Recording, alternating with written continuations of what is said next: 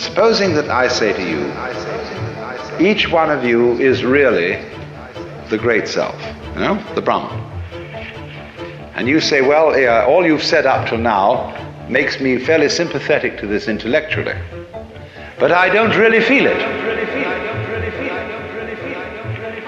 What must I do to feel it really?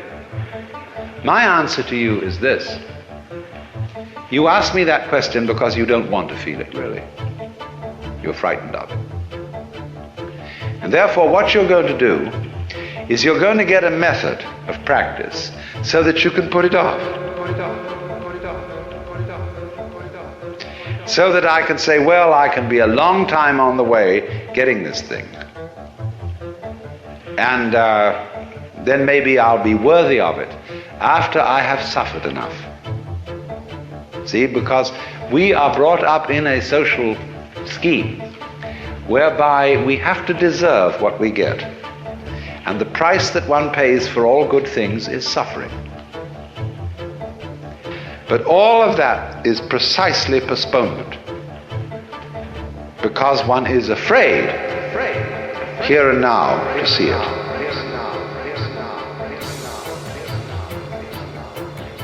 If you had the nerve, real nerve, you would see it right away.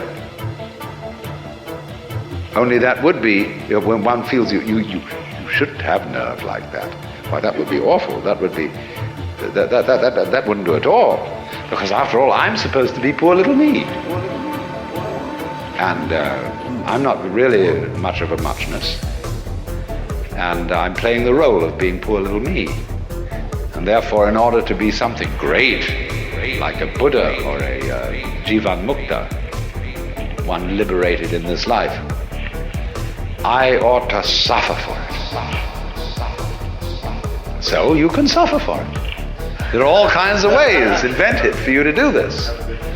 And you can discipline yourself, and you can gain control of your mind, and you can do all sorts of extraordinary things. I mean, you can drink water in through your rectum and do the most fantastic things. But that's just like being able to run the 100 yards in 9 seconds, or push a peanut up Mount Tamalpais with your nose, or any other kind of accomplishment you want to engage in. There's absolutely nothing to do with the realization of the self.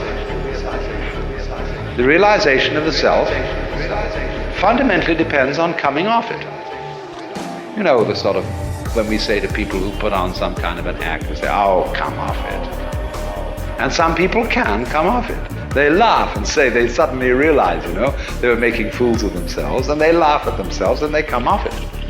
So in exactly the same way, the guru, the teacher, is trying to make you come off it.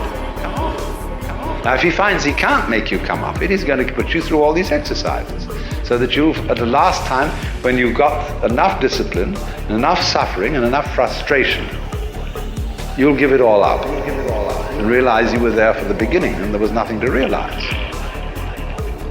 But the guru is very clever. He says, all right, if this is the way you have to go, this is the way you have to go. You asked for it. You came to me, I didn't invite you, you see, the guru says. You came to me and said, I want to learn yoga. Well, he said, yoga is union. You're tattvamasi, you're that. Well, no, you say, I'm sorry, I don't understand that, because I only get it intellectually, I don't feel it. Oh, he says, you're one of those. So I see, I've got to satisfy you. The customer is always right. No? I got to give you all this work to do, because you can't see directly that this is so. But he's looking at you in a funny way, you see. The guru is always saying to you, what are you doing? What's your game? Imagine, for example, a father confessor, and you feel terribly guilty that you've committed murders and robberies and adulteries and fornications and all kinds of arson and injury to people and financial shenanigans.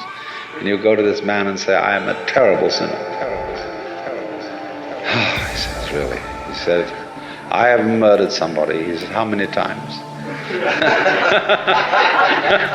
And you think, oh, good Lord, this man doesn't realize how awful I am. And you recite all these things, he's perfectly calm.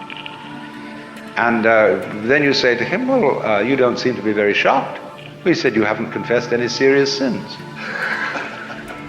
He said, what do you mean by a serious sin? Well, he said, what do you think? Well, I don't know, I just feel wrong. I just feel there's something in the basis of me that tells me that I am not what I ought to be. Could it be that I'm spiritually proud? That I'm egocentric? He says, no, that's not. It's very usual. This is quite ordinary sin. But he says, you are guilty of something really terrible. And what could that be? I have no idea. Now he says, come on. Go deeper. What is the real sin? You think, what, me? I, little me, could do something worse than murder, worse than spiritual pride? Just little me? I mean, I'm a reasonably well-intentioned person. What could that be? And he looks at you in a funny way. Did you know? You know, it's kind of a Kafkaesque situation where you're accused of a crime that's not specified, and yet the accuser says, you jolly well know what you've done. Of course, we can't mention it. Because, it's like those laws that are on the books in the state of California and several other states where people are accused of the abominable crime against nature. Nobody knows what it is. I mean, it can't be mentioned. It's too dreadful to be talked about. So this guy does the same thing, but it's in a different dimension. You've done it. Now what did you do? See, the real crime is that you won't admit you're God. That's false modesty. So the Guru challenges, you see. He challenges you. If you raise the question, he doesn't go out and preach in the streets. Say, come on everybody, you ought to be converted. He sits down under a tree and waits. And people start coming around and they offer him propositions. He answers back. And he challenges you in any way that he thinks is appropriate to your situation. Now, if you've got a thin shell and your mask is easily dispatched with, he simply uses what we might call an easy method. He says, listen, Shiva, come off it. Don't pretend you're this guy here. I know who you are. And the guy sort of twinkles a bit and says, well, I guess you're right. But the people aren't like that. They have very thick shells. And so he has to invent ways of cracking them.